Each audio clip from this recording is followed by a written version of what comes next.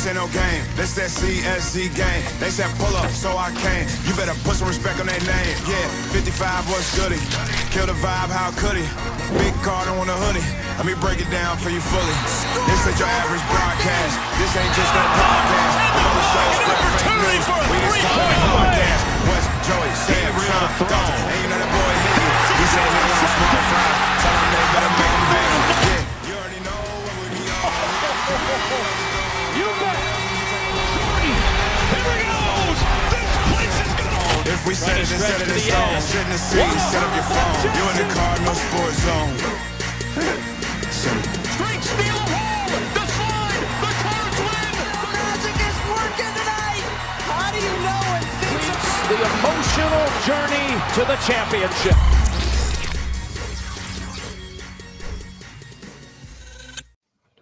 What is up? And everybody, that is not an illusion. That's the real thing. Our guy Higgy joining with us today. But we are coming to you live from the Rally House Studios. This is the Cardinal Sports Zone podcast. I'm your host, Jeremy Wahman. I had to go ahead and jump the gun there with the special. He's not really a guest co-host. He's supposed to be a permanent co-host, but it is what it is. We're just glad to have the notorious HIG back in the building. Higgy, what's good, man? It's good, everybody.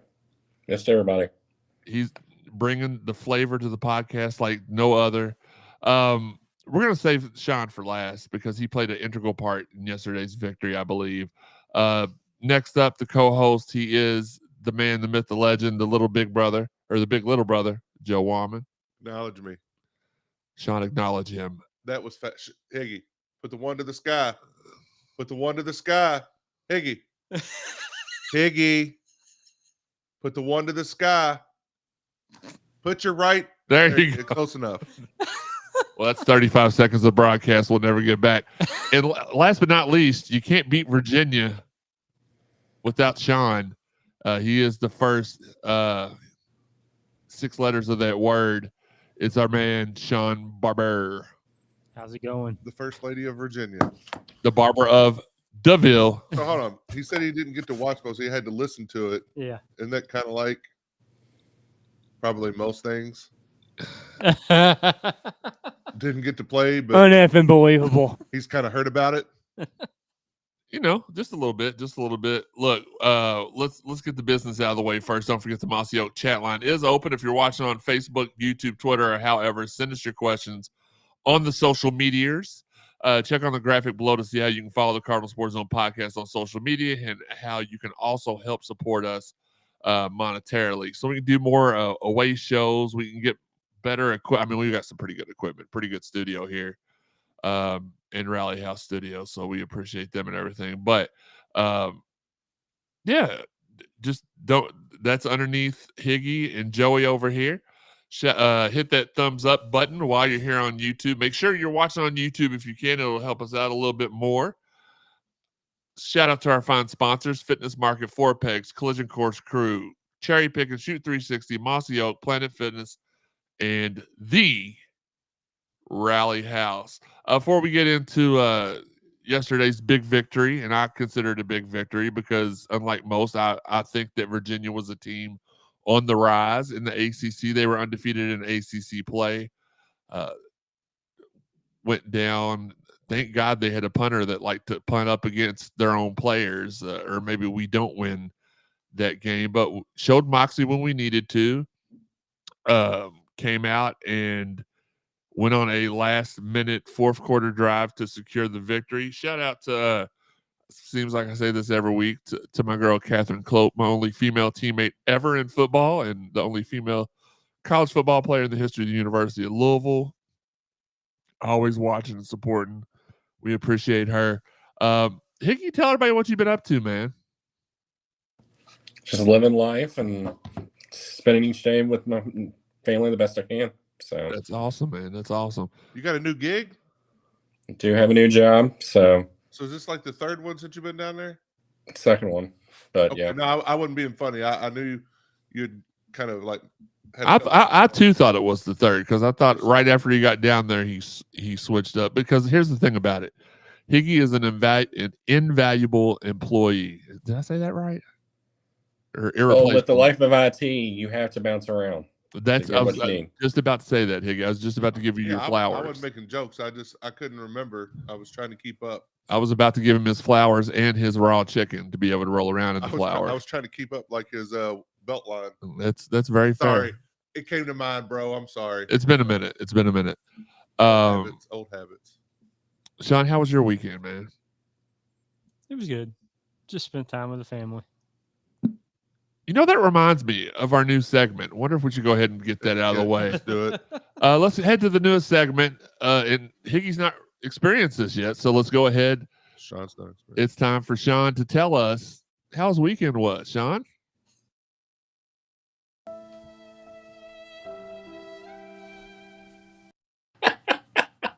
No.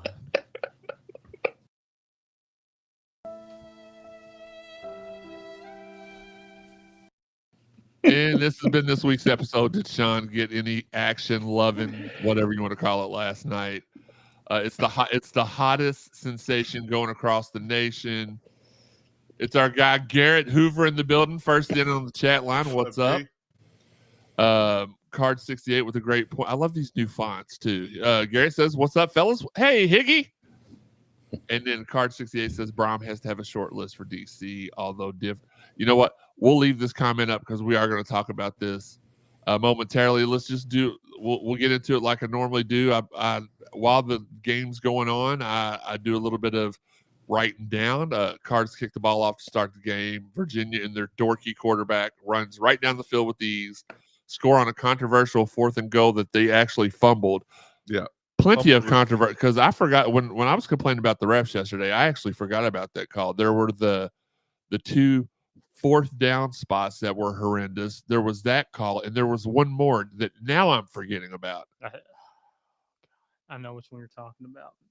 Now, they called a different penalty, but the quarterback had stepped over. That's the line, another one. That's another one. He's back and threw it, but they there... called an illegal man downfield. But it should have been beyond the line of scrimmage, and I think, like Jeremy said, that should have been a loss of down and ended that drive. Now they didn't end up scoring on that drive, so that we stopped them. There was a holding too, if I remember right. There might have been a holding that picked up a holding flag they picked up. Yeah, that was the one too, but that's still not the one I'm talking about. I'll remember it as maybe I wrote it down in the notes. Cards to do some 7-0. Shawn is what I've got in the notes.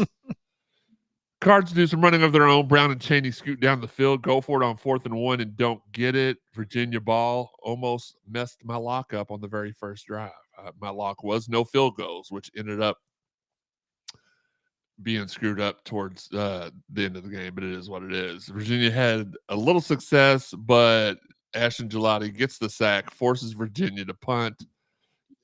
Those that are in studio, and I don't know if Higgy can see my notes or not, but I write Shawn's name in about 700 different ways in these notes. Flag Fest begins and the Cards must punt. Yay. Virginia takes over at midfield. Cards stopped them again. Just took them a drive or two to warm up. We avert disaster from the shanked punt. It was the AHB that mishandled it. Yep. Then ran about 12 yards back and we lost 12 yards. Clever wordplay here. Brown shuck and jives, pun intended, down to the 7, then scored on the next play. We're tied up at 7. Virginia drives down the field pretty easily again after back-to-back punts. Louisville D settled down and forces a 4th down at the 4. Virginia now does not convert. 3rd straight drive with no points for VA. Last drive before the half, we thought, and the Cards get screwed on a call again. Unreal. Now that's probably, I don't know which call that is. Punt the ball back to Virgin or at Shawn at midfield. Yay. Cards do stop them and get the ball back with 29 seconds left, but we down into halftime. We go. The Cards defense settles down, and the offense can't get going because of the refs. 7-7 at the half. Cards get the ball first in the second half. They needed an explosive play, was what I wrote down at halftime. Ashton, you shall receive. Brooks with a 61-yard catch to get the Cards in the red zone. So many penalties. Brooks with 2 touchdown drops. Oof. Settle for the field goal and the lead. Messed up my lock. 10-7 Cards. Shawn sputters and is forced to punt. It's blocked, so we thought and lied, but he punted it right into the backside of his player. One play, Jay, Isaac Brown, 14-yard touchdown, 17-7 Cards. This is where I started to feel a little bit uneasy. No, we went up 10, so I started feeling a little bit more comfortable. I didn't have much doubt after this, but Virginia gets down the field very easily for the first time since the first half. They settle for a field goal to pull within 17. This is 17-14, but at that point it was 17-10 if they settled for a field goal. Not that I need to fix it now. 17-10 in the third. Chris Bell with another costly penalty. The Cards go 3 and out.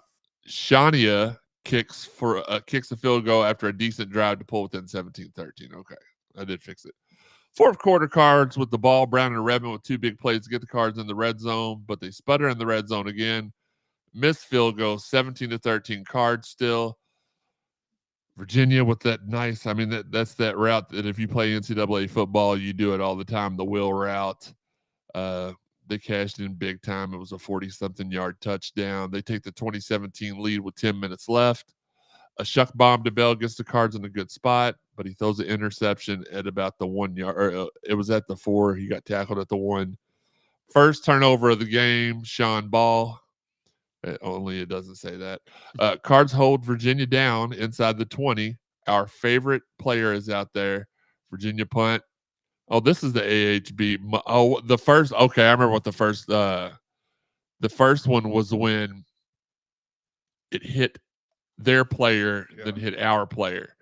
Okay, so this was the AHB muff. I apologize to everybody involved in that. Couple of nice passes and a big Brown run gets the Cards in the red zone again. 2 minutes left. Let's go. What we've called for a million times on fourth down. Quarterback rollout.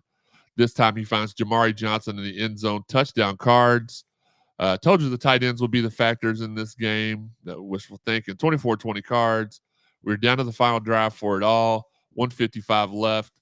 And as I tweeted out, the 4 best defended plays of the game came on the last 4 plays of the game. Good job, guys. Thornton and Brown, definitely the players of the game. Cards are 4-2 now with a 24-20 win. Calandria was a few yards over his average. Fields was about 40 yards over his. We did hold the rushing attack of the running backs down exponentially. Also held them 9 points below average. Let me get back to the chat line real quick. I apologize for neglecting that.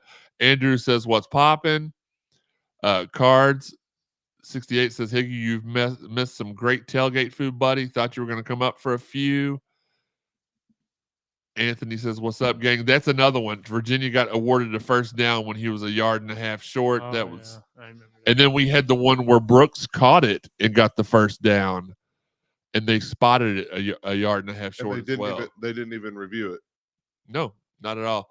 Garrett says there was a point Rhino and I thought maybe it's time for a DC change. Time for Ivy to step up. When punt hits the kicking team. Right, that's what they missed. It should have been. It really should have. We should have been farther back. But as soon as he kicked that ball into the back of his own player, the play should have been dead. Well, that's why we got it at the 14. No, it went backwards, and we recovered it back there. That was the other one. Well, on one of them. That's Yeah. all I'm saying. It's That one where he we kicked. got a little extra yardage because the ACC refs are not good. No, they yeah. So, but yeah, Brian, the ball is dead at that point. They blew a lot of calls, and Garrett says the ref ball spots were horrible all day. Absolutely. But let's go back up to somebody had a point earlier. Okay, now we're gonna keep that on the screen while we address the rest of the. Again, this is live. Sorry. Gritty come from behind wins. Do you all remember what y'all's individual locks were Friday night? Joey, yours were like 2 sacks by Logan and Gelati each, I think. Yeah, so that didn't come to fruition. It did because they held Gelati on the second one. Yeah, Gelati should have got his, but Logan didn't. I don't even know that register. Logan He didn't played. play. He did not play. Well, so that negates that part of mine because at the time he was so technically I got one of mine half right.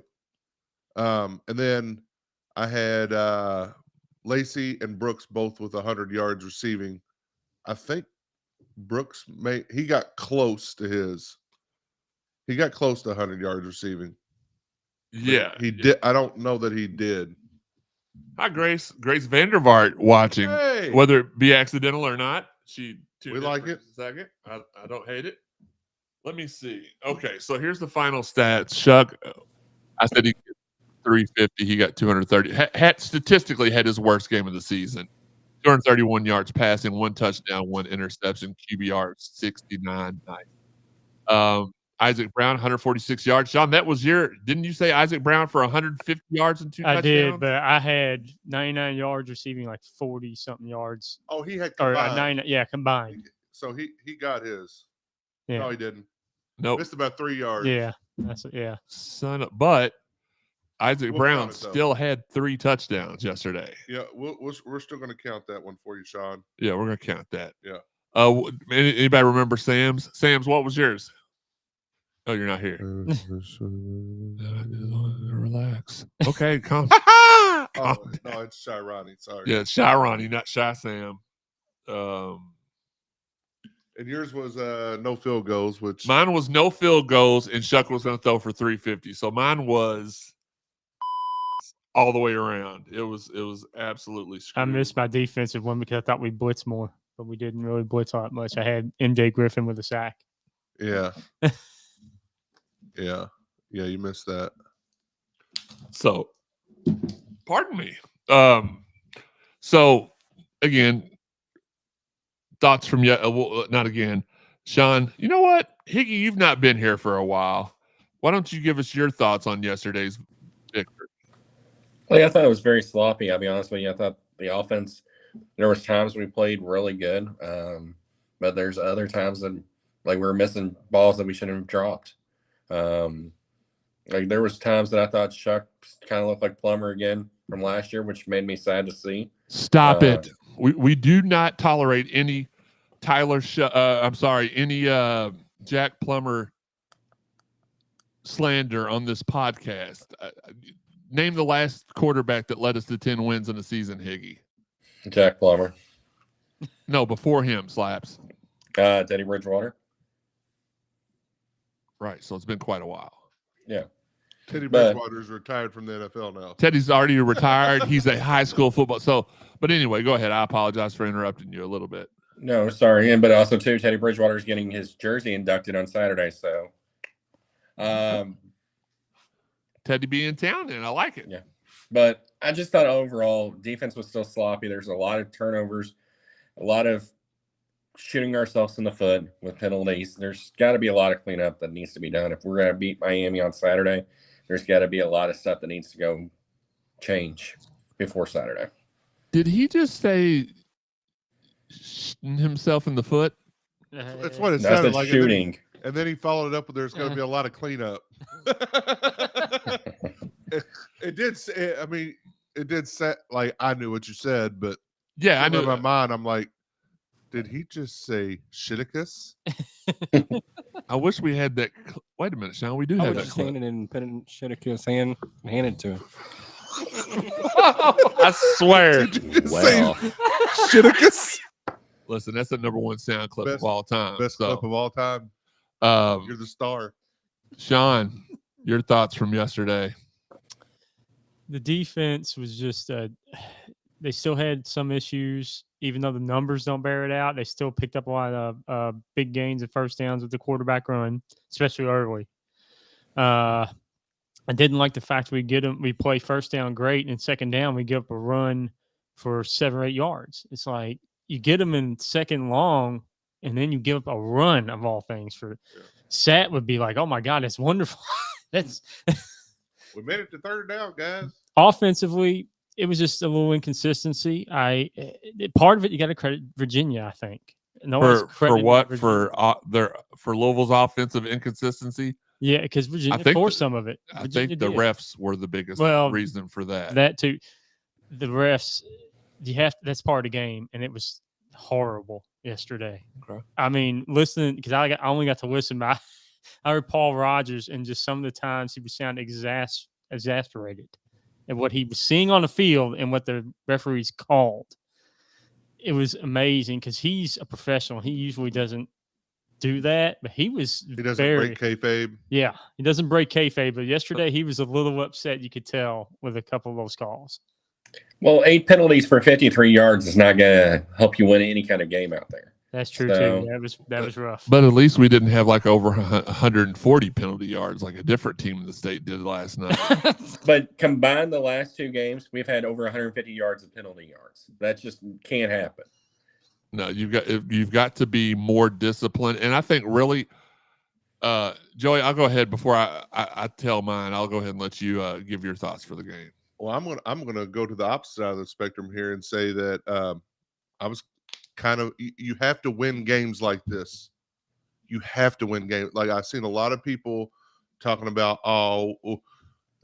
we only won by 4 against Virginia. We were only favored by 7 on the road. We won by 4. So I mean, it's a field goal difference, right?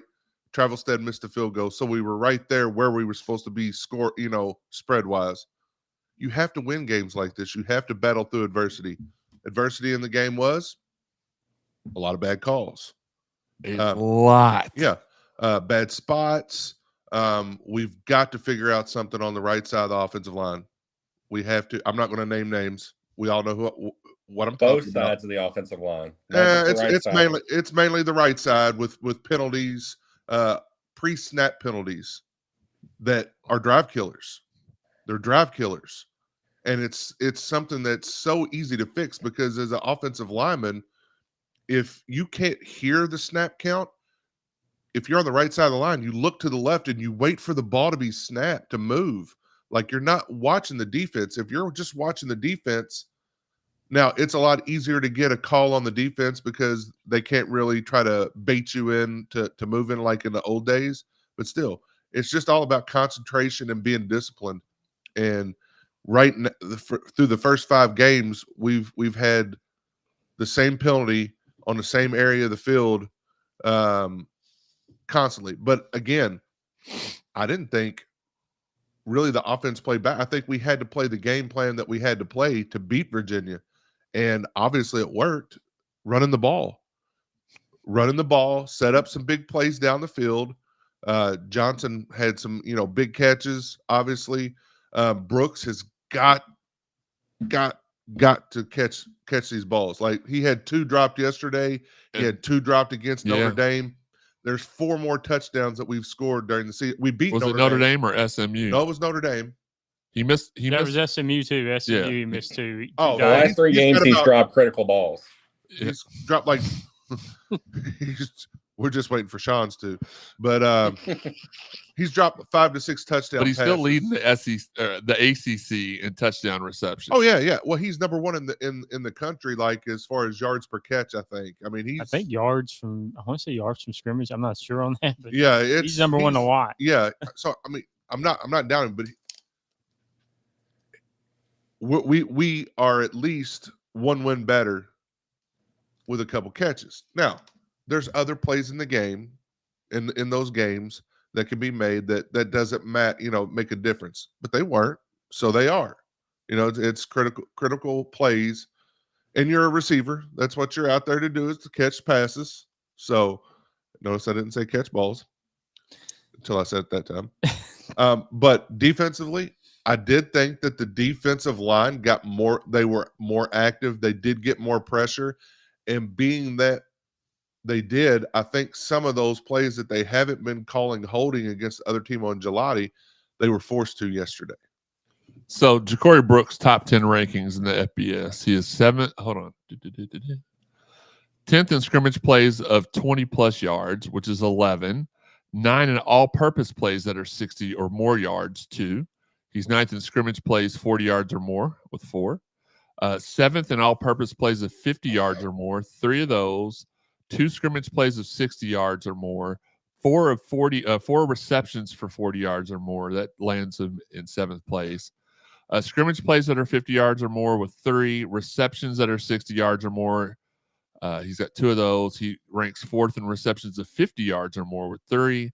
He ranks 3rd in receptions of 20 yards or more again with 11. And he is 1st in all-purpose yards per play, 19.1, and number 1 in scrimmage yards per play at 19.1. And that's in all of FBS, right? Mm-hmm. So he's probably top 3 in ACC in every category. So, yeah, I mean, he's doing a phenomenal job. But again, the defense got more pressure.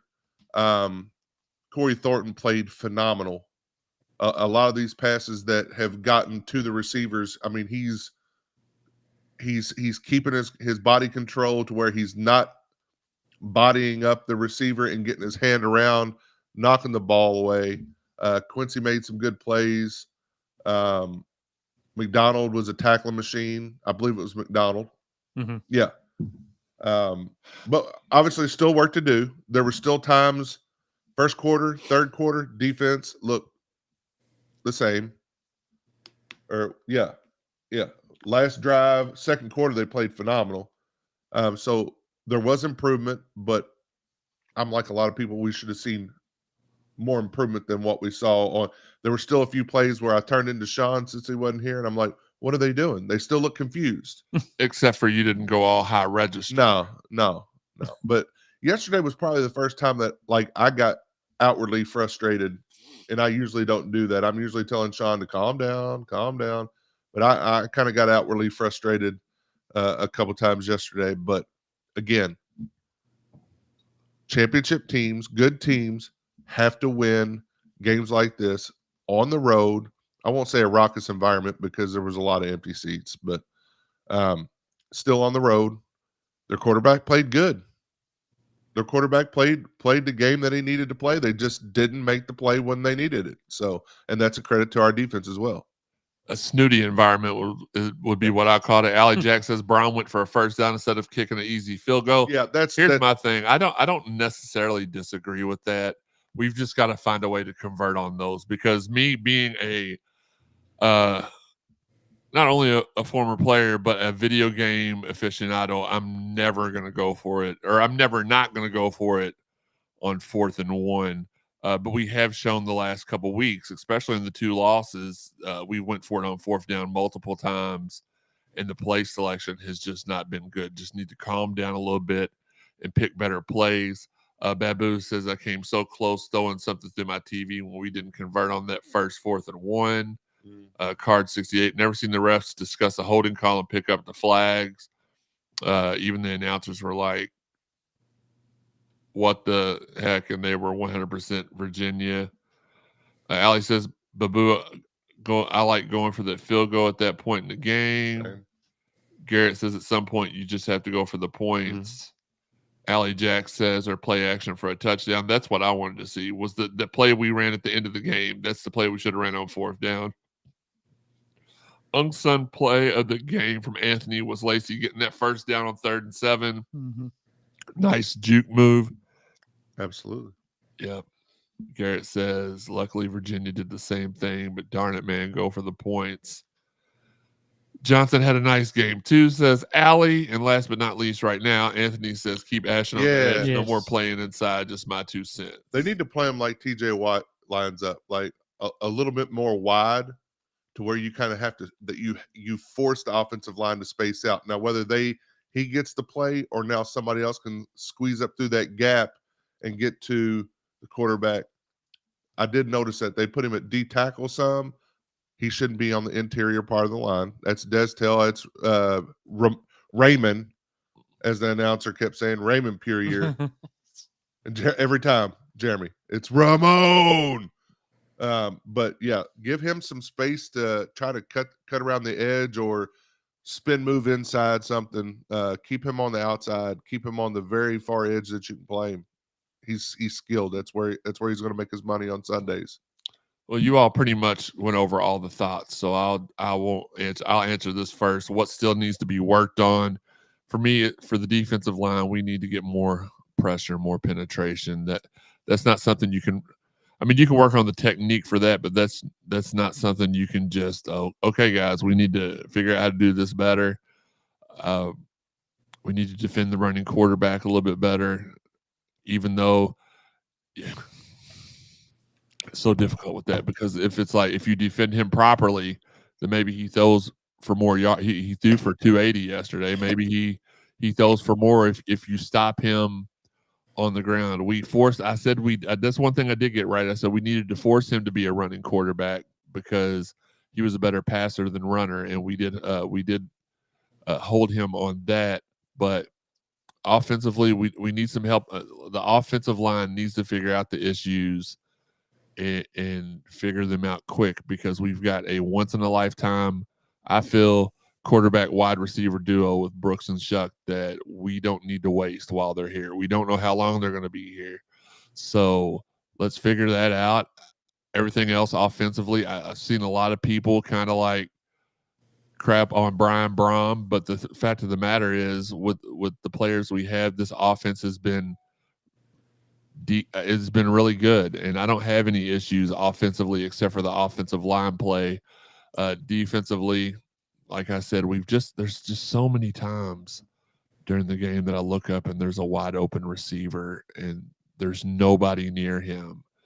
And I understand we still have some guys that were either hurt last year or hurt this year that are trying to get back in the groove of things, but we should not be in positions where every time it's like 2nd and 17, they're going to convert it.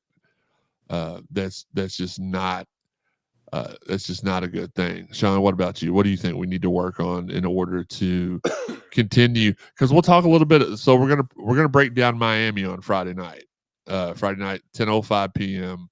We'll be here working on a couple of guests that I know that you all will love. So that'll be good too.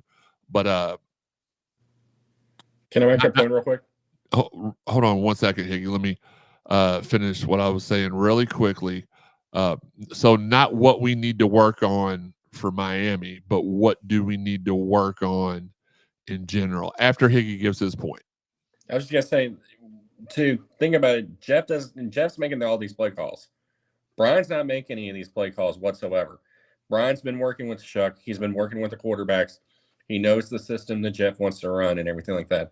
But at the end of the day, the play calling calls all on Jeff than it does on Brian. Brian does not make any of the play calls. So the people that want to harp on Brian all day, harp on Jeff as well, because Jeff needs to show that he is the capable play caller that he was when he was at Western Kentucky, when he was at Purdue, and any of the other stops he's made along the way. Jeff has made these play calls to be the way that needs to be set up.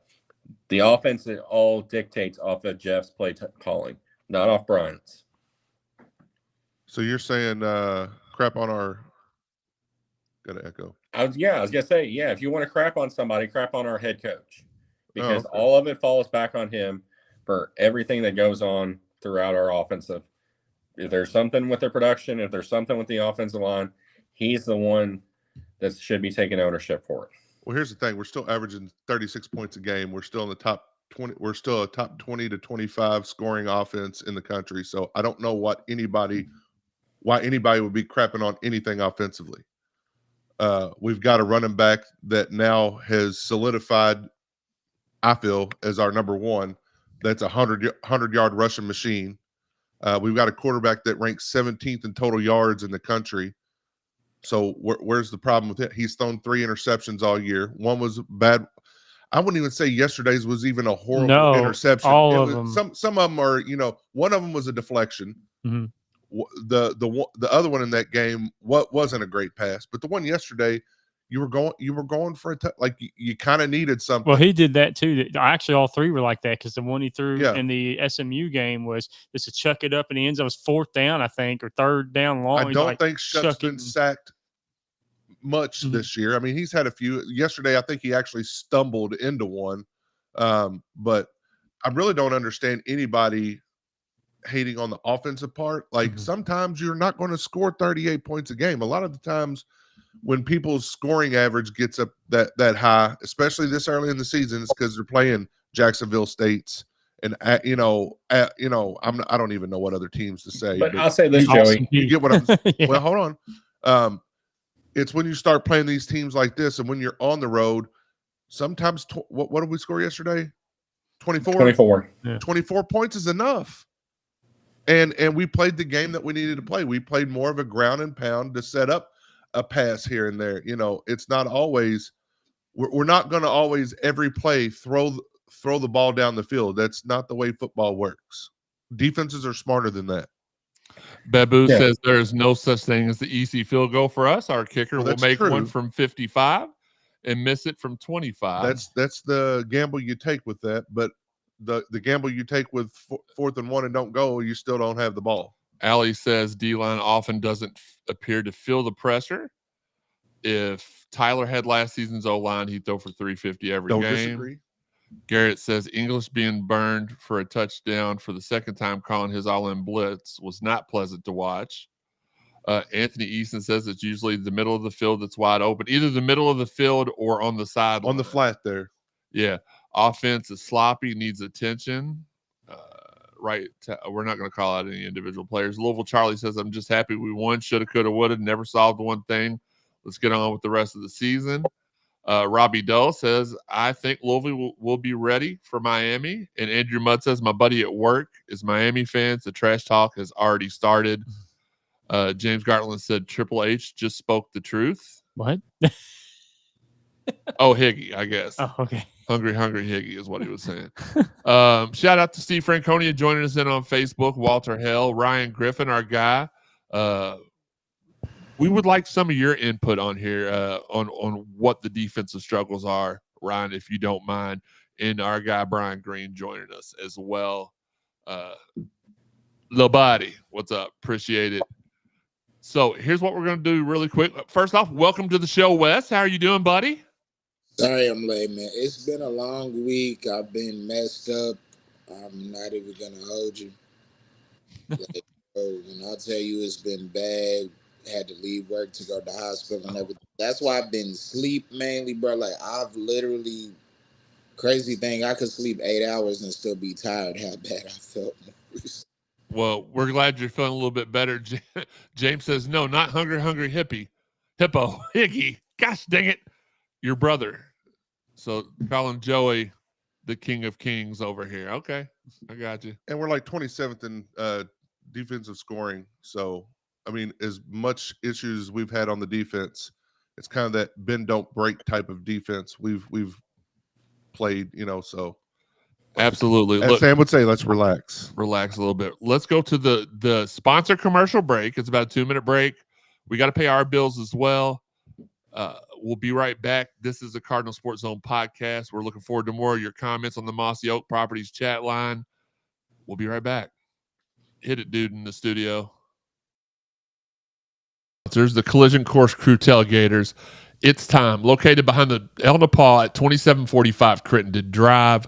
They're set up there all football season for the home game. Shout out to Bill, Garrett, Rhino, Craig, Kevin, Doc, and the crew. Rest in peace, Corrito, for a great time. Hit up the Collision Course Crew Tailgaters. Four Pegs Beer Lounge, where every week is either Wings Day or the Ribs Day. On Wings Day, $20 all you can eat jumbo smoked wings and $1.25 per wing all day long. On the Ribs Day, come get the best ribs in the Ville for just $25 all you can eat or $2 a bone all day long. Fitness Market. Contact our fine friends at Fitness Market to find out how they can furnish your dream at-home gym. From treadmills to saunas to weights, they have you covered. Planet Fitness. Shout out to Planet Fitness and Rick Cooper for helping us look sharp on the sidelines this summer. Great monthly deals for memberships as well. Check your local listings for a location near you. Cherry Picking, a hoops-themed cold-pressed juice and smoothie bar inspiring you to take what's good. Conveniently located at 828 East Main Street behind the local seltzery. Tell them CSZ sent you for 15% off your total order. Shoot 360, a premier state-of-the-art basketball training facility with highly skilled trainers. Call 515-6556 and sign up today. Great value all around. And if you go to shoot360.com, you can pre-register for a free workout. Come to Shoot 360, the world's most advanced basketball training facility. Rally House. Check out our friends at the Jefferson Mall. Lisa, D, Rico, Amanda, and the crew. Tell them Cardinal Sports Zone sent you. They'll make sure you get taken care of really well. Rally House. Our house. Your house. Rally House. Local stuff. Last but not least, our fine friends at Mossy Oak and Hart Properties. If you are in the market to buy or sell farms, land, recreational, or residential areas in the state of Kentucky, let Paul or one of their team of professionals at Mossy Oak and Hart Realty help you out with all your buying and selling needs. Call Paul at 270-537-4422 or email him at pthomas@mossyoakproperties.com. Mossy Oak, we know land. Now back to you guys in the studio. That dude is amazing. I don't know who does the voiceovers for this stuff, but what a great dude. As always, at the bottom of the screen, currently covering up Wes's face at the moment, is the QR codes on how you can support the CSZ podcast. We'll leave those up for just a few seconds. And if you already weren't able to tell, our guy Higgy had to bounce, had some family stuff to take care of, and I also think he had a double dash order. So I'm not really sure what's going on there. If y'all need me to throw the QR codes back up at any point, just let us know. Let's get the chat line caught up, and then we'll get back to the back end of the show. Babu says, has Brom tried any trick plays so far this season? He has. A couple in the earlier games. I like to see us get a couple of interceptions, says Andrew. Well, I would too. Little Charlie says the defense has to make that first hit count and wrap up. Absolutely. And Allie Jack, Shuck did a nice job of finishing play fakes after handing up. It will pay future dividends. I agree. Wes, before we get into the non-football portion of the show, catch everybody up about what's going on in the rest of the Cardinal athletics world. Just your thoughts on the game yesterday. Defense improved down the stretch. Offensive playmaking improved down the stretch. ACC officials as usual, but we're not going to get into that. There was some suspect calls. There were some things that were messed up, but I'm proud of the team for pulling this one out. I really am. Sean, we'll explain that to you after the show. Definitely will. We have to explain. We have to. Like he said yesterday in the mess that we elaborated on, we beat one. We're not going to get into that. But yeah, we're not. Diddy party. Stopping the yak yards. That's the best point I've seen all day. Absolutely. Tackle better. Wait 2 yards after the catch. Yeah. Wrap up. Quit trying to shoulder tackle. Oh, God. I hate that. Yeah. We'll explain that too. After wrapping up as well. Yakking. All kinds of stuff. Hey. That's a loaded segment there. Sorry for being late. And I'm normally not late. So sorry being tardy to the party, but it's not a Diddy party. Thank God. Did he or did he not? Did he? No free. I kind of wonder why Sean brought a bottle of baby oil with him. That was weird. I didn't get the memo. What? What? We got to send you a memo? Moron!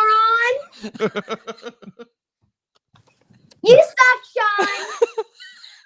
I agree. Yak. Yakety yak. Segment 3, basketball, had a big visitor this weekend. As our guy Steve pointed out on Friday night, who would have ever thought that the number 4 player in the country would be in the state of Kentucky on the same night as Smurf Turd Mania and wouldn't be there. He was here in Louisville. Haven't got a whole lot of input about it. All I do know is that the visit is going well. It seems like a couple of national people have also heard the same thing. Wes, go ahead. Real quick, just wanted to interject. Joey, from your comments on Friday, which were awesome, where you said about the glass floor, get over yourself. That was amazing. I appreciate it because it's like, dude, no. Just no. Acknowledge me, Sean. Oh, it's acknowledged now. I have to definitely. When my one goes up, so does yours. That comment had me at work laughing my head off when you said nobody needs to just get over yourself. Nobody cares. Okay, so refresh my memory because they're glass LED. Okay. Basketball court. Okay. Get over yourself. Get over yourself. I mean, it was pretty cool, but it is what it is. The visit is going well from what we've heard, so that's good. And then I don't know if you all check this out because I send a lot of stuff in the group chat, and most of you jackasses ignore it. I mean, I'm definitely one of them. Absolutely, I don't get notifications, so like, all of you all ignore me in the group chat. I'm about to remove myself from the group chat. They all look at it. You can see where they've seen it. Yeah, where it says seen. What does it say under mine mostly? I haven't read it yet. No. Yeah. So. No. Okay, that's fair. So do we have to pull a Roman when he acknowledged Big Jim, where he said, "Join me in acknowledging him"? Listen, I don't need any acknowledgement. I'm already the OTC. I like it. It is. But I sent Sean, stop it. You're pandering at this point. No, don't Sean stop. looks like the guy from First Link, the way he. Hey, look at those low prices, man. Oh, Dosker man are looking at. No, I'm just kidding. But I sent a tweet in the group chat for CSZ Podcast where this morning, U of L basketball put out a tweet where they explained what everybody's numbers were and what the meanings were to each player. And there were a lot of really good ones, but the best one out of all of them for me. Now, I asked y'all's opinion here in a second, knowing full on that not one of y'all. I got to watch the video. You're right. I woke up, literally texted you, and then drove straight over. So no, I haven't looked at it. Just literally right before. That's why he was late. He was watching the tweet. My favorite one, before we get to your all's favorites, was Cater's. He explained he was number 25 because when he moved to the U.S., all he had in his pocket was $25. Wow. And went on about some of his struggles and other stuff. And man, it really hit home. It was really good. Sean, what was your favorite? I did not. Do we have a number 5 on the team this year? We do. Well, then that's my favorite because, as you know, most of my favorite U of L players have wore the jersey number 5. So, such as Taekwon Dean, okay. Marcus Maben. Who? He does the Lord's work Monday through Friday from 10 to 12 on 93 Hill. That's copyright with our guy Steve Rummage. That's my line. That's my E5. That's my. I believe Tick Rogers was number 5. He was 4. Oh, Malik Williams. I like him. Yeah. Malik was 5, right? Yeah, right. Yeah, okay. Who's our number 5 this year? Terrence Edwards, right? Yep. He's going to be a first-round draft pick. Okay. Yeah, I still feel like we've left out a prominent number 5. We have. I mean, I used to have like 8 of them, but again, I just woke up probably about an hour ago. Did you mention? I didn't hear. Did you mention Alvin Sims? That's who I meant. Alvin Sims, not Tick. Same team, but not. Yeah. Well, he'll get upset if we don't mention him twice. But Marcus Maben also wore number 5. Yeah. I mean, think of it. Some of our best explosive play guys have wore the number 5. So big things from Terrence Edwards this year. Big things. He'll probably be our player of the year, I would think. Yeah, he's going to be a beast because, I mean, a lot of times it's in the number. I forgot who had him listed, but I ain't going to lie. I feel like Kason Pryor is going to be our player of the year.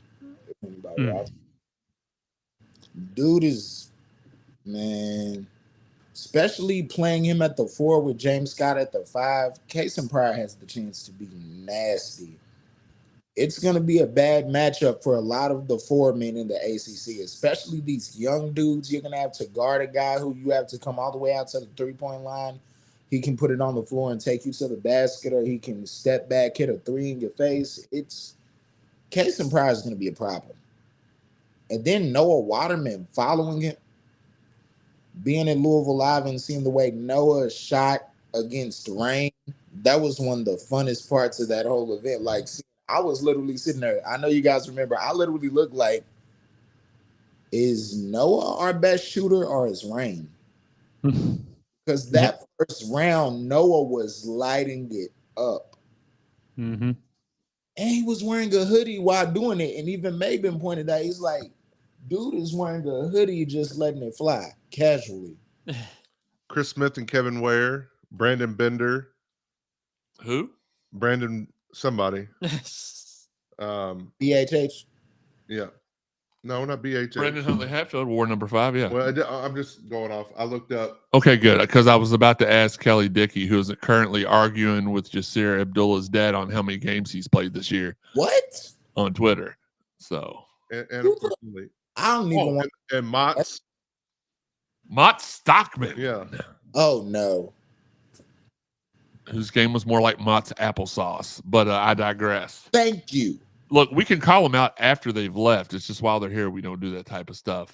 Stockman was kind of insignificant. Not kind of insignificant, all the way insignificant, but we're not going to. He made some key plays for us. Yeah, dunk there. You know what? Higgy's the Mott Stockman of this podcast. We'll just put we have to. 13 wasn't a bad number. We got a 13. We do, but let's see. Noah Waterman said his number favorite. He picked 93 because he found a picture when he was a little kid, and he was in a 93 jersey, and he asked his mom, "Who gave me that jersey?" And she said, "I don't know," so I wore it. So that was That's probably the most insightful one out of all of them. If I'd have been thinking about it, I would have cut it and played it during the show, so y'all could give y'all's opinions. Give us your favorite ones. If you saw the tweet, give us your favorite ones. I see the chat lines lighting up. I'm going to get to y'all in a second. I'm not ignoring you because I think this next topic is going to be one that's going to get a lot of responses. For those of y'all that haven't saw this, one of our former coaches was supporting a different team that he doesn't even work for this past weekend. A lot of people up in arms about it. I was talking with one of his former players this morning, and I was like, I really see both sides of it. I know he was just there supporting one of his former players.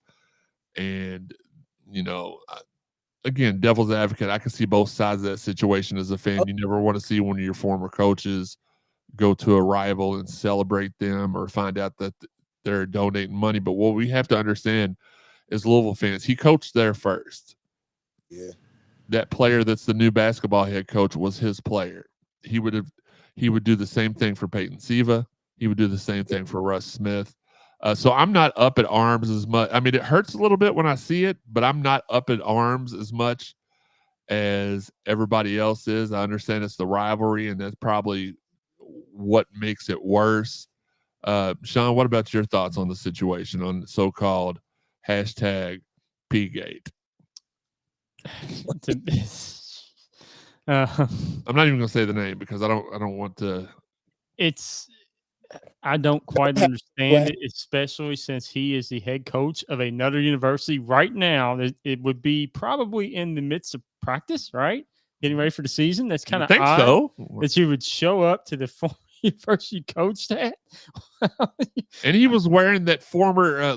Now, yesterday he was wearing his current school's gear because I guess he got some backlash or whatever. But yeah, he was wearing full D gear. Yeah, that's, to me, it's just not a great look. I get supporting your player, but going out there to the football game, and I know St. John's doesn't have a football team, so he can't go to St. John's football game, but still. Well, they do. They're just not D1. Oh, not D1. Well, so go out, but I just can't see going to Lexington while you're in the middle of getting ready for your Big East season, where you're facing UConn, who's the defending two-time national champ, where you're facing Villanovas and you're facing Marquette's, teams like that are really good teams.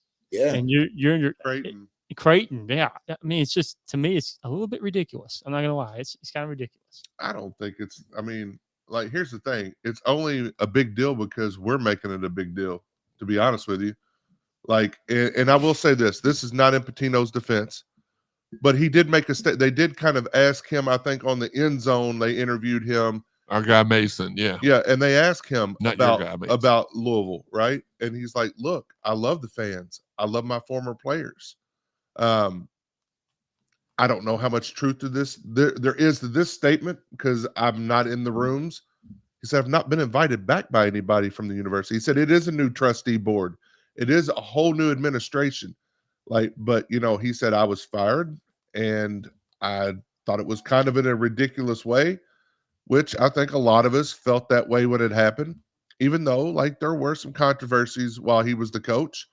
But again, like Jeremy said, he was at that school first. Is this a real tweet? They felt tweet now. I don't know if this guy's their fan base felt the same way we did when about him going there this weekend when he left Kentucky, went to the Celtics, and then came to Louisville. They felt the same way. So again, he coaches St. John's. We don't, unless we play St. John's, we don't have to worry about playing against him. But again, he's probably somewhat. He's an older gentleman. Pitino's in his 70s, right? Mm-hmm. Yeah. Right. So as far as you were talking about, not a good look. Well, he probably doesn't. Let's just be honest. As far as his age, doesn't have a whole lot of opportunities like this going to be able to come around. Is he going to be there every year for that? Probably not. Mark Pope's first one, he's going to be there to support him. Now, I think you can just wear like a jacket with nothing on it. You know, you don't have to have a UK shirt or jersey or anything like that on, or even a St. John's one. You know, you can just wear a plain jacket or whatever, but that's their business. We got Pat Kelsey, we got Jeff Brom, and we've got Walls, we got McDonald, we got Bus Boom Kelly. List goes on and on. We got our own coaches to worry about, and they're all highly skilled. And let's move on. So this tweet, we don't know how valid the tweet is, but it's from Rob Reinhardt, which he's got a couple thousand followers, like 3,000 followers. So we don't know how true or not this is, but it says breaking: Big East Commissioner Val Ackerman held a phone conference with St. John's head coach Rick Pitino and AD Ed Cole this morning to discuss Pitino's visit to that one school this weekend. Per source, Ackerman called the visit an embarrassment to the conference, undignified, and a forced resignation is on the table for Rick Pitino, among other possible sanctions for St. John's. I'm told. I don't know how. I don't know how valid that is or not. Here's the thing: he'll be on staff down the road next week if that happens. Yeah. Joey, I was gonna say the exact same thing. Let that happen, and he will be the associate head coach down the road like that. Yeah, he'll just be. I mean, because they'll pay him. They'll pay him so quick. He's still got property in Lexington, to my knowledge. I mean, he still owns horses, horse farms, and stuff like that. He's here in the state a lot when it's off season and horse racing season. So like that would be silly. That's their. Besides Dan Hurley, that's their biggest name coach in their conference. Yeah. And really, he's still probably the biggest name coach in the conference, but Dan Hurley's won the last 2 natties. So, like, that would be dumb. Yeah. Like, that's getting that's getting your conference some free publicity. Mm-hmm. And Rutgers, St. John's, that's getting your school some free publicity. And I will say it doesn't really make sense that the conference commissioner would be upset by that. To me, it would be the AD, right? Yeah. Wouldn't it be the AD? He was on the phone with it did say, but I would like to see this come out. There's some bylaws in there that say that. I mean, but then at that point, surely, I mean, I don't think Pitino would just do it without consulting his athletic You would department. think not. And what I will say is Rick's a gangster. He'd do whatever he wanted to. It would be a bad look. It is a bad look, though, in a way that you're at a recruiting event for another school. Hey, hold on. No, What if he did it on purpose? What What if he's like, you know what? I want out of this. Let me come back to the state of Kentucky. It wouldn't shock. And You just said he's a gangster. He's like, you know what? I can't get out of this way. Let me go ahead and pull a G move. OG's moving silence like lasagna. And I'm sure. Oh Lord. A real G's Pull moving the Kenny Payne comment out. But I'm sure he would be the associate head coach down the road immediately, and Pope would look at him like, "You're running the practices automatically. I guarantee it." He would be down there in a heartbeat. Here's what I will say. I don't care about that report because I don't know if it's founded or valid or anything at all. Yeah. What I'll say is I think it's an extremely bad look for him to be out there in the. Again, my only issue with it is he should have been in some either his college's gear, or you just gotta. I mean, part of me is like, if you think about loyalty in the business, you just gotta be like, man, I know it's your first season there. I'm gonna say I can't. Like, what if they find out that Coach P talked to some of the players that were there on recruiting visits? Ooh. That would be awesome. And there were some, one of them flips to St. John's. Yeah, it just could be so much. Here's my thing. I don't hate Rick Pitino like everybody else does. Rick was very nice to me. Without him, we don't have a title since 1986. Some of y'all weren't even born then. The kind of players he recruited were high caliber character guys. Now, there were a couple of in there, but for the most part, and I can tell you this from experience, He was very strict on them players. Very. Those players couldn't fart without him knowing that they'd pass gas and what they had for breakfast that made them pass gas. So I'm not going to sit here and pile on him like a lot of people are. Is he owed an apology? I do think he's owed an apology. We just dumped him. Like literally no other school in the country dumped their accused coach. Hall of Fame coach. Hall of Fame coach and Hall of Fame athletic director like we did. Now, I understand we were scared. We made a rash decision. It was the wrong decision. But with that being said, he is owed an apology. I believe he's owed an apology, and I do hope that one day he's welcomed back with open arms. But y'all just have to understand Rick is Rick. And where some of y'all think, well, he just comes off a little snotty or he comes off a little machismo-ish. That's just Rick. That's just how he is. He is. That's how he is. Garrett wants to know, is Sam preparing for his favorite team coming in this week? Hence his absence. Probably so. Yeah, he didn't want to show his face around here. For those of you all that don't remember, we'll go ahead and throw it across the ticker at the bottom. Yep. For the rest of the segment. Hates our coaches. He hates our coaches. And I guarantee you. And picked Miami. That's my lock for the week. I'm doing it right now. Sam picks that's Miami my lock to win. Sean, are you ready to pile on that lock? Our lock is Sean picks Miami. Yeah, he's picking Miami. I'm picking Louisville by at least 1 point. I'm telling you that right now. I don't care. Hey, Miami should have lost to Virginia Tech. We can beat them. If Virginia Tech can go there and almost beat them, we can beat them. That's why I said 60,000 strong this weekend. We need 60. Well, there won't be. There should be at least. I mean, 52,543. Joey. That's my other lock. But they'll be loud. It'll sound like 80. Okay, that's fair. That's true. But 6 of them will still be out in the parking lot, like trying to figure out where the bathroom is. Or Card 68 says pass rush needs to contain better, meaning they rush too far upfield. I agree with that. Got to keep the mobile QBs inside the pocket. Brian McGlasson says, what's the chances we get 2 of the 3? I think they're really high. I don't want to get anybody excited or get their hopes up. I think they're really high. Babu says Earl Clark was 5. I said E5.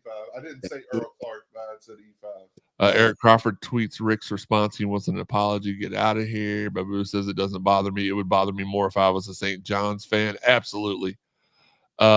Rick is going to Rick. I'm not upset about him going down to the school we won't name. Just some of his comments were off-putting. I don't disagree with that. It's just like, unless you were in his shoes, you may not understand why he feels the way he feels. Anthony says, Rick who? And then our guy, KD, if any other coach would not have been able to get 3 major incidents happen on their watch, basketball program suffered while he thrived.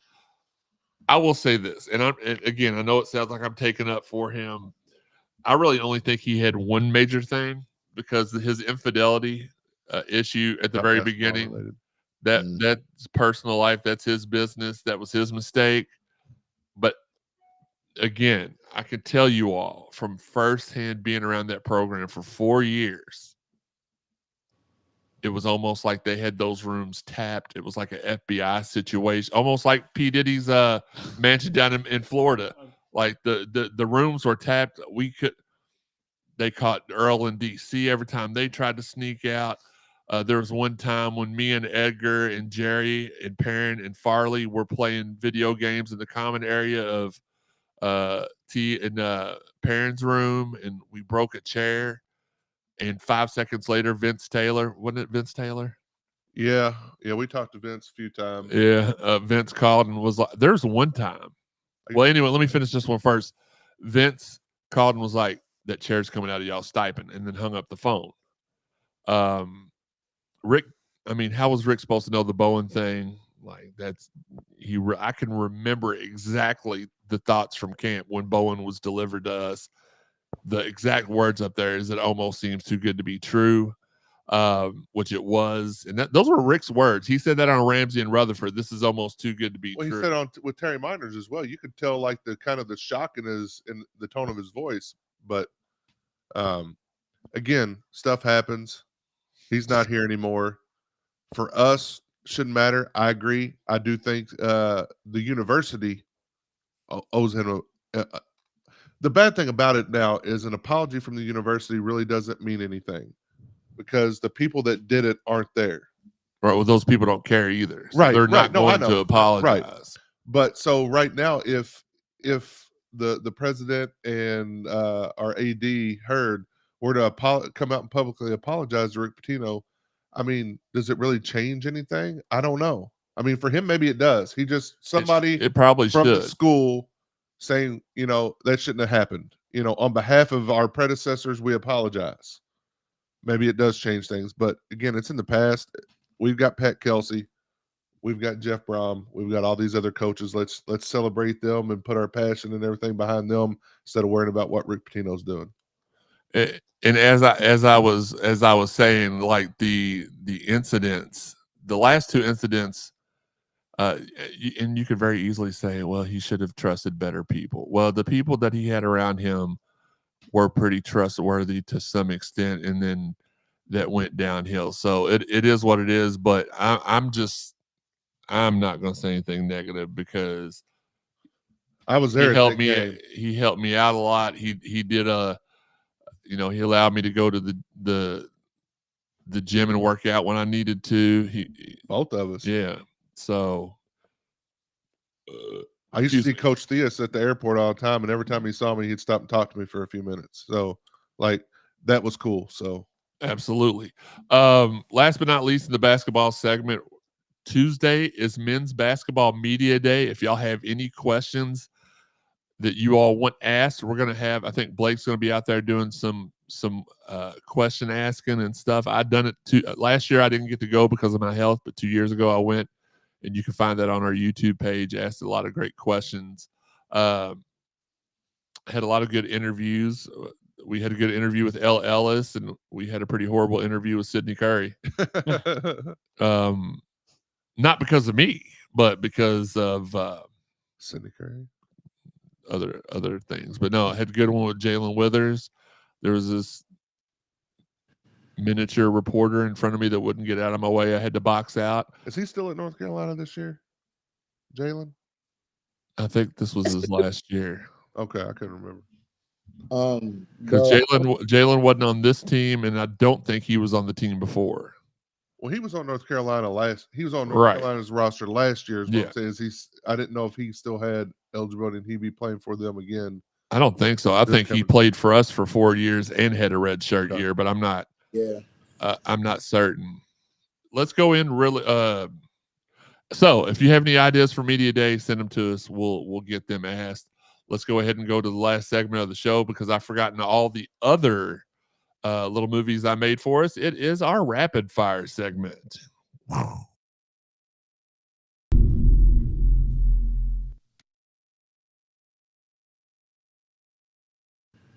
All right, for rapid fire, the University of Louisville women's swimming and diving team won the SMU Classic, and the men were second after 2 days of racing at the Robson and Lindsay Aquatic Center yesterday. The women scored 329 points to beat Auburn, Texas A&M, Miami, Virginia Tech, and SMU. The Louisville men scored 308, trailing only Indiana, and were ahead of Virginia Tech, Auburn, Texas A&M, and SMU. The Louisville men's soccer team took a tough 3-2 loss against number 12 Clemson on Friday night at Dr. Mark and Cindy Lynn Stadium. Louisville at 5-4-3 and 0-3-3 in the ACC held a 2-0 lead midway through the second half before giving up 3 goals late in the contest. Senior Anna DeBeer had a season-high 23 kills and 11 digs to lead the U of L volleyball team to a 3-2 win over number 21 Florida State Friday night in Tully Gym. The Cardinals snapped FSU's 17-match home winning streak with a 5-set victory and improved to 13-2 on the season. They remain unbeaten in the ACC play at 5-0. They traveled to Miami to Coral Gables today, or actually, according to Higgy, they traveled to Miami for a match today. I'm trying to look that up really quickly to see where that they were up, I believe, 1-0 the last time I checked. All right, let's go ahead. And again, this is live show, pal. Stop it. Oh. By the way, Jalen Withers is still at North Carolina. All right. Yeah, that's what I was saying a minute ago. I got COVID year. Yeah, that COVID year throws everything off. This is the last year. I think this is this season's the last year of anybody that would have had COVID years as freshmen. So won the first set 25-23, and we are currently up in the second set. Unless you're watching it live, we're up 22-16. on Miami in the second set. I'm not sure if that game is on TV or not. I know if it is, Robbie's watching it, so he'll let us know. Make sure you're out there supporting the Cardinal Sports Zone photographers, Jeff Nunn, TJ Barr, Justin Kruger. Phenomenal job. Make sure you're sharing their photo galleries when you see them. Shout out to all of our fine sponsors, Fitness Market, Four Pegs, Collision Course, Cherry Pick and Shoot 360, Mossy Oak, Rally House, and Planet Fitness for sponsorship opportunities. Let's go ahead and take this comment off the screen so you can see how. Where's it at? Where are we at? Okay. You know what? Boop, boop. For sponsorship opportunities, look right underneath Joey's elbow. That's how you can sponsor the Cardinal Sports Zone podcast. Shoot me an email and we will get it done. Make sure you're tuning into the show Friday nights at 10:05 and Sundays at 1 p.m. Stay tuned to our social media and subscribe to us on YouTube or Facebook to be alerted anytime we go live, even though we prefer you join us on YouTube. You can find the audio version on over 125 different podcast avenues: Apple, iTunes, Buzzsprout, Spotify, TuneIn, Google, Amazon, iHeart. Hit subscribe, like, or whatever it is that Sean.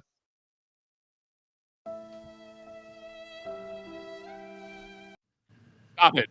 Whatever it is that Sean does on the weekend. Hopefully it's nothing too creepy. I mean, it's his life. Let him do what he wants to do, I guess, right? Let's delete all that out of there. The plus, the heart, whatever it is, make sure those will be downloaded automatically to your phone, especially in the Google Play Store and stuff of that nature. If you haven't listened to all the prior episodes of the Cardinal Sports Zone podcast, go back, check them all out. Go to cardinalsportszone.com, the place it all began. Go to the podcast tab, the drop-down menu, CSZ Podcast for our newer stuff, archives for our older stuff.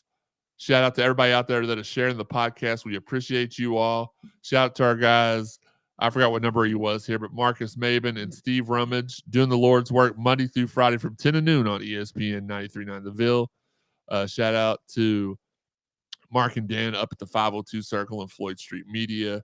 Their shows Go Line with Bilal Powell, Keeping It 100 with Kason and Noah, Huddle in the Huddle with Harry Douglas, and Beyond the Court with Elena Scott have been awesome. Check them out at Floyd Street Media or at 502_Circle. Our latest show on the podcast network is called Around the ACC with DP. It comes out every Friday. We try to get it out at noon. Sometimes it's a little bit later, but if you subscribe to the podcast, you'll know whenever it pops out live.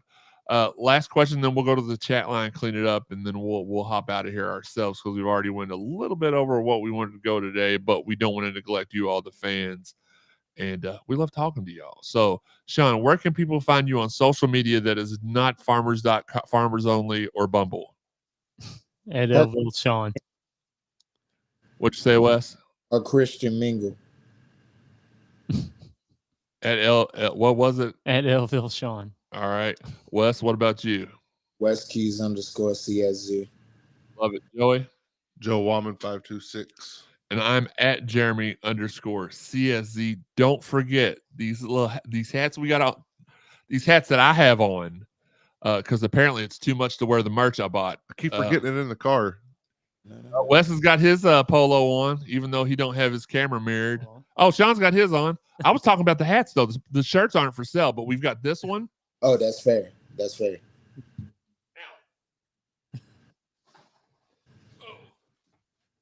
So we have this one. I woke up and drove straight over here, so we've got the Cardinals. We got the Cardinal Sports Zone hat. We've got the Black Podcast hat, and we have these all available in snapback or fitted. And trying to work on a couple of more. Let's see. Did we win set 2? We did. So we are up 2 sets of. We're up 2 sets of nothing in Coral Gables. I guess that's where it's at. We're at Miami, wherever they played the volleyball at. That's where we're at. All right. AP Top 25 just come out, and it's what a shock. Vanderbilt's not ranked as everybody thought they would be. And when I say everybody, I mean the Husker douches down at Lexington. I thought they would be. For beating Kentucky? Not just Kentucky. You don't rank somebody for an upset. This is the only. Well, Louisville with 4 votes, in the coaches poll, 6 votes in the AP. We're gonna have to beat Miami to hop back in. Their Navy at 25 and Army at 23. Wow. Michigan at 24, Illinois at 22, SMU at 21, Pitt at 20. Looking for some more. 6-0 Pitt. Notre Dame at 12, Clemson at 10, and Miami at 6. They didn't. Oh, so they stayed the same, even though 2 top 5. Was it 2 top 5 teams lost? Right. I don't know. I'll have to go back to it. Well, we know that Ohio State lost. Yeah. And I felt like somebody else did. I felt like Miami would move up a spot, but Ohio State losing to number 3, Oregon probably just moved. They fell down 2 spots. Or, they moved down 2 spots, and Alabama probably moved back up to 3, or Georgia. I mean, they were the only team in the top 5 that lost was Ohio State. Okay, Georgia probably moved back up to number 4. No, they stayed at 5. Ohio State's at 4. Penn State at 3. Oregon at 2. Alabama barely survived, man. They stayed at 7th, and LSU jumped up 5 spots to number 8. That's ridiculous. Yeah. Let's see the biggest movers and shakers. Ole Miss fell 9 spot. They should have fallen out because isn't there other loss to that? Yeah. Yep. And then who did they lose to yesterday? But they lost to LSU yesterday, right? Yep. I guess that kind of they still fell 9 spots. SMU up 4, Pitt up 2. Okay, so we have opportunity. We've got 4 ranked teams left on the schedule. Or 3 ranked teams left on the schedule. Clemson, Miami, and Pittsburgh. Yep. So it's going to be BC. You never know; they could be Syracuse. We don't play Syracuse though, right? Boston College is not receiving any votes, so those are the only ones. I don't know what they did yesterday. Okay, let me check the. They didn't play.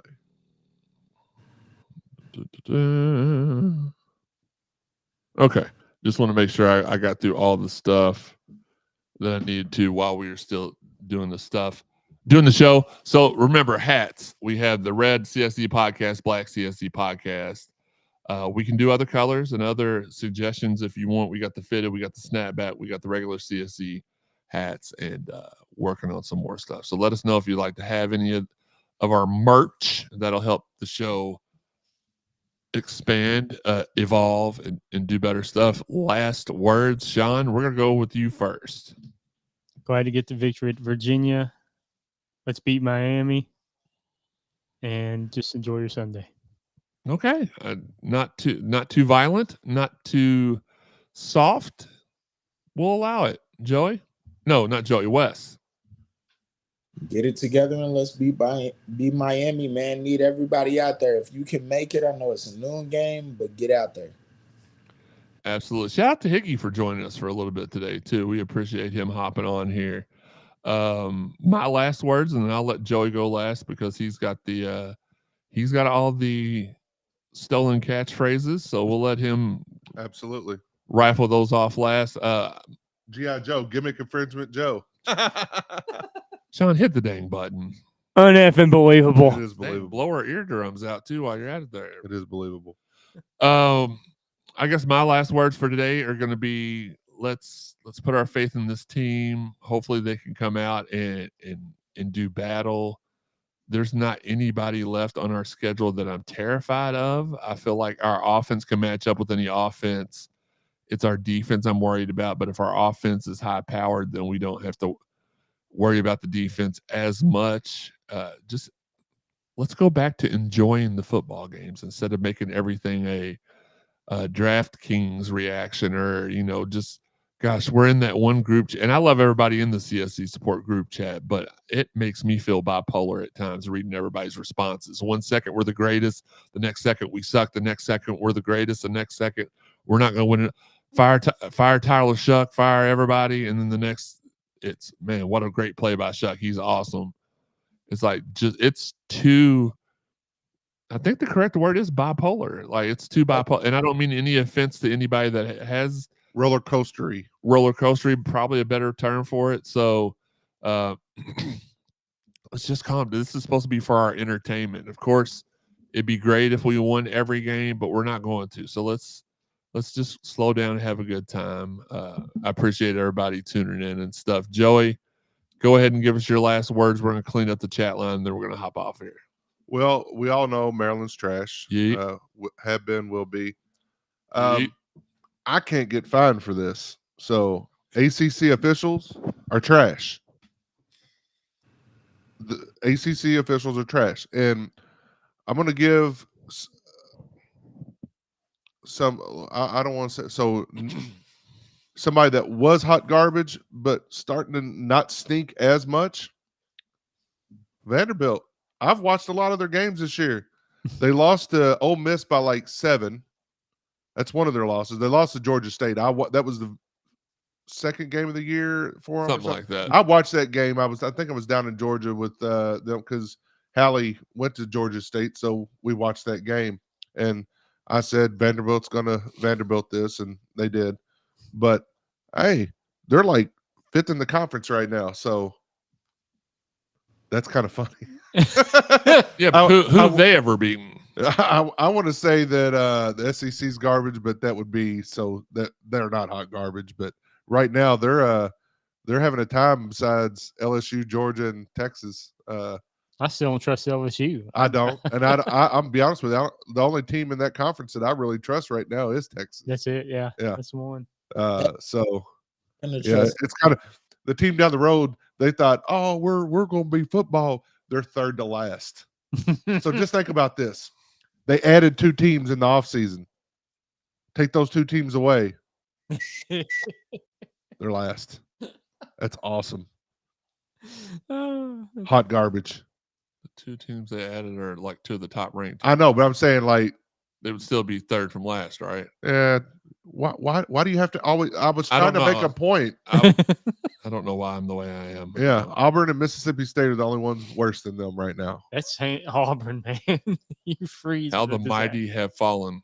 The bottom of Florida.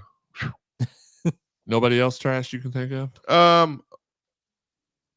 We'll leave it at that right now. The ACC refs, hot garbage, trash. They can go get on a barge and go out somewhere else. And Lord, yeah. Well, I don't know what it is, man. They do make some bonehead plays in other games, but I swear I don't see near the egregiousness as I do in other games as I do Louisville games. I know the NCAA, for all the stuff that we've been involved in, they don't care for us. I don't believe the ACC cares for us too much at this point. ESPN don't like. They're always anti-Louisville. So I think it was Steve that said yesterday. At this point, just go back to Conference USA. Yeah, he did say that. Our guy Tanner just got done on the treadmill. Any Mint news? Well, one thing I'm sure of is that Tanner probably ran on the treadmill with his crotch sticking front out while he was doing it. So I'm not really sure how that helps you out on the treadmill to walk like that. But I think he was laying in the bed and just his feet was moving up and down on a moving. It might have been, but no. The only news is the visit went really well. The staff likes what they observed. Believe it or not, speaking of Patino, Withers was a Patino recruit. He redshirted Patino's last year here. Yeah, he got hurt. I do remember that. And isn't it Jalen Withers? He's the one that's related to Jair Alexander, correct? I don't know, but he was way after Patino. Yeah, because Patino got fired in 2017. Yeah, he was not here. Yeah. Withers was he was in the Super Six. He was with Sam Williamson and all those guys. Jalen Withers was. Yeah, he was his second year. So whatever year the Super Six was, that was Jalen's second year because he never played his first year here.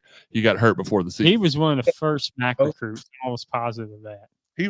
On his stat line, every year that he's got 4 years of stats. He played 20 plus games. When I looked earlier. But he definitely wasn't a Patino guy. I know that. 2020 was his first year. 2020 to 2023. Yeah, he played. Yeah, he played second year. That's when Mac had him playing at the 5, I think, most of the season. Yeah, Yeah, that's when our I just know he wasn't a Patino guy. Patino got fired in 2017. Malik Williams was a Patino guy. Yes. He was, but yeah, and Jordan Moore was. So Patino did recruit Jalen Withers, but he did not. He didn't commit to Louisville until 2018. So, but he was offered by. I think that's what Babu was saying. He was offered by Rick, and he was. Okay. But let's see. Sorry if I missed. What do you guys think of Patino? I don't think anything, like nothing, but wonder what players like Steve and Luke think. I can tell you from talking to a couple of the former players, they're like, he's just supporting his former player like he would us. So there's no animosity amongst the players. Fabian says, blank, ready to fire Poop Stoops. Okay. He ain't going nowhere. OG Meach says, good afternoon, Card family. And then everybody's saying hello to everybody. Robert says, let's beat the U, go Dodgers, beat the Mets. Sounds like Louisville fans. Okay. Yeah. Robert says, even though Miami is my second favorite team, my heart is with the Ville. I was born in 1981, says OG Meach. The U was my team until Louisville beat Alabama. That wasn't too far after. No, it was 89. Yeah. 89 Fiesta Bowl, I believe. No, 92 Fiesta Bowl, right? I was in the 8th grade, so whenever that was. So probably. So 92. Yeah. Because Ace Anthony Cummings and Joey, was it Callaway or Galloway? Joey Galloway played for Ohio State. Well, then it was Callaway. We had but anyway, two of our receivers, AC, I think he's the one who caught the pass and ran into the goalpost. For some reason, they came to Lassiter and spoke to us. So, contrary to popular belief, running on the treadmill with your crotch out opened you up to all sorts of legal implications, says Tanner. We do know that. That's why our episode with you in it was copywritten infringement. That's how I was able to find it so quickly yesterday. Fabian says, Vandy better pony up and pay that coach. Whatever we're on to Miami. I think we got everybody taken care of on the chat side. Guys, we're going to see you all Friday to talk Miami with a couple of guests. We hope you enjoy this week. This is where Sean hits the button, as it says on the prompter. We want to thank you guys for your support once again. We love you all. And until next time, for Wes, for Sean, for Joey, and myself, this has been the Cardinal Sports Zone Podcast. All right, y'all can dance for a few seconds. Okay, Sean, you never dance again.